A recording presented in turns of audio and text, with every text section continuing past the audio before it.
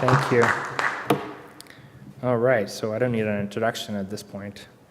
All right, so we're going to talk about finding a stake pool, how to stake, how to purchase a ticket. I'm actually going to walk you through the wallet and the whole process. And we're going to talk about ticket lifecycle, what happens to the ticket at different stages.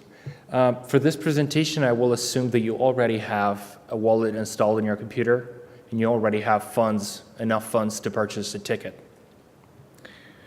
So on this slide, we're going to take a look at this website here, which is decred.org/stakepools. Here you're going to find a list of many pools that we have. You can sort them by number of participants, stake fees, users, etc. For this particular example, I'm going to use stakepool.eu. There's not a specific reason. It's just the one that I picked right away. So we're going to take this pool, go directly to their website. On their website, we're going to create an account. And if your intention is to use multiple pools, you will have to create an account with each one of them. So after creating your account, we're going to go to Settings. We're going to copy this API string, and we're going to return to our wallet. In our wallet, we're going to choose Tickets tab. We're going to click on the gear icon on the right, the bottom right corner. We're going to choose from drop-down menu the list of pools. On this page, we will add a new pool by clicking on this blue button. From this list, and I would like to just point out that you need to actually choose from that drop-down list the pool that you just signed up for. So you're going to choose stakepool.eu, and you're going to paste your API code that you just copied from the website. And we're going to click on Add Pool. You will receive this confirmation at the bottom of your wallet that confirms that your pool was added successfully. Now that your pool is added, we can go to Governance tab. We can review proposals that are currently in the system. This is where the governance process comes into play. We're going to review the proposal. We're going to choose our preference, yes, no, or abstain. We're going to save this setting in our wallet. All right, so ticket purchase. We're going to go back again to the main screen. We're going to choose our staking pool from the drop-down list. And pretty much all you need to do is to click Purchase button. You don't need to worry about any of the settings that you see as far as it comes to fees or addresses. Everything is imported automatically into your wallet. Once your ticket is purchased, you will see right away in your staking activity a new icon. I don't know if you can see well, but it's basically telling you that your ticket is unmined. What that means is that your ticket is not included in the block at this stage, and it's awaiting to be mined. Now, ticket lifecycle. So we understand what each of them means.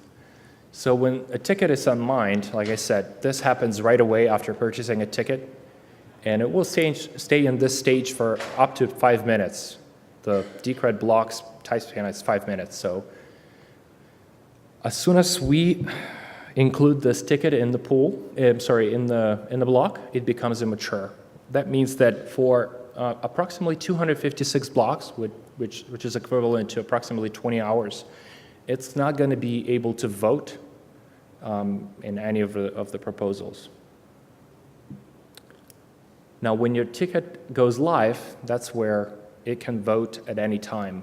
On the average, a ticket votes within approximately 21 days, but this can go all the way up to 144 days, which is a limit for a ticket life. Let's say that we've been lucky. In the next 20 days, our ticket votes. We receive back our initial funds for the ticket, and we receive also a reward for participating in a governance. In a bad scenario, your ticket can miss a vote. That means that basically the stake pool that you're using, or if you're solo voting, if your computer is offline and when it's called to a vote, it's going to miss the opportunity to vote. This happens when a stake pool is misconfigured or it's simply down, offline. This is a really bad case. So ticket can actually expire. So after 144 days, your ticket will expire and will no longer receive any reward. At this stage, it will simply return to your wallet. Your initial ticket purchase will go back to your wallet. And Marco, correct me if I'm wrong, but in each one of these cases, if the ticket is missed or it basically expired, user will be able to submit a revocation for this ticket. So this will prevent from, keep waiting. You can basically move your funds or move your ticket somewhere else to a different pool. That will save some time. And if the pool is having a misconfiguration, that will just, it would be better to just move it somewhere else. And that's it. It was a relatively simple presentation. We will publish this, so it's going to be available to all of you. You can literally follow PowerPoint, and you can follow directly through your wallet, too. I'll be happy to answer any of your questions. So just for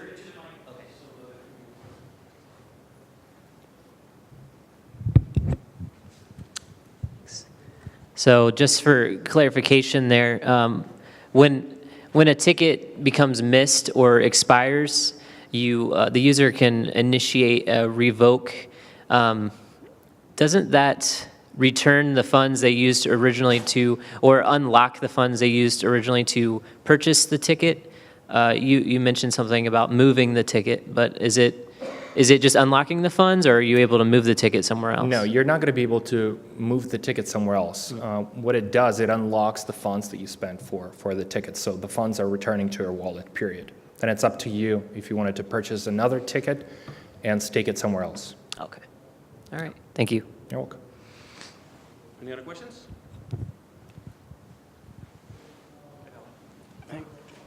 I'll be right there. Just a quick one. Can you revoke your ticket even if none of those bad things happen? Like you No. just, okay. You can't. Short answer.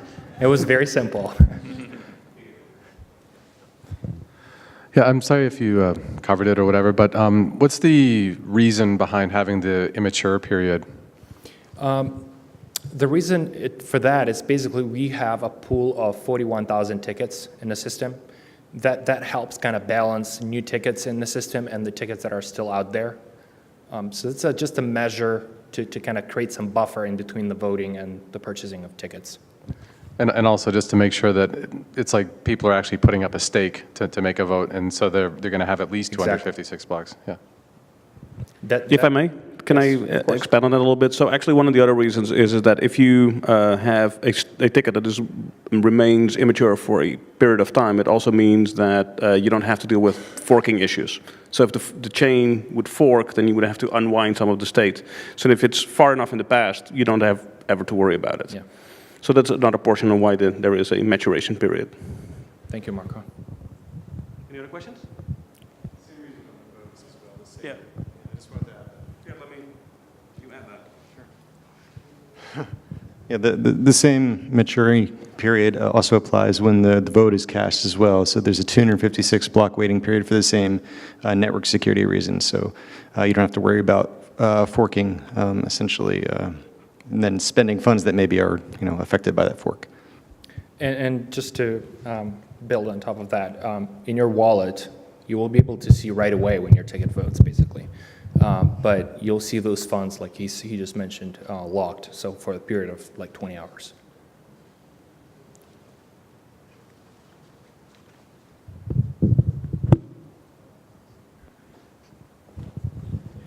Is there a setting that allows you to always buy tickets if you have enough?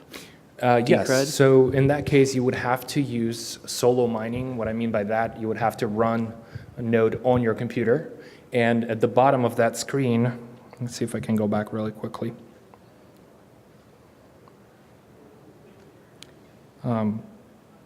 Right there at the bottom, all the way at the bottom, you have a toggle button that allows you to auto-purchase tickets. So as long as you have balance in your wallet, it's just enough for one ticket.